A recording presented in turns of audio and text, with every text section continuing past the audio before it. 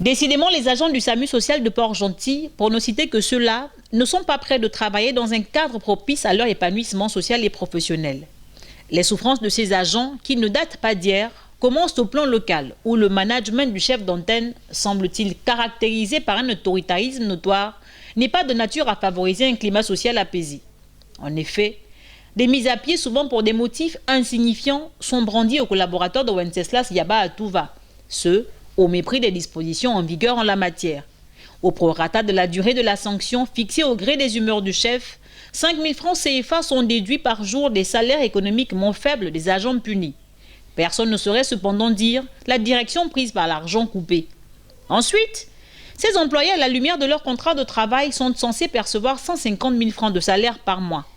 Si le contrat de travail conditionne le paiement de cette rémunération par la disponibilité de la ligne budgétaire relative, les travailleurs, au comble du désespoir, s'interrogent tout de même sur le fondement des imputations salariales fréquentes enregistrées et sur l'utilisation qui est faite de l'argent injustement retiré. À les en croire, il arrive que des montants de 50 000 francs CFA soient prélevés de leur bon de caisse, de l'argent remboursé partiellement par Airtel Money, sinon parfois pas, aux grandes dames de ces pères et mères de famille qui peinent déjà à joindre les deux bouts avec le peu qu'ils perçoivent irrégulièrement dans une cité pétrolière étreinte par la cherté de la vie.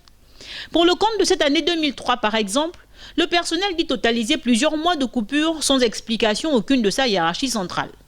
Sous peine de se voir purement et simplement licencié dans une ville économique où la question du chômage reste entière, il n'aurait pas le droit, comme avec la situation relative aux mises à pied, de se plaindre ou de faire des réclamations.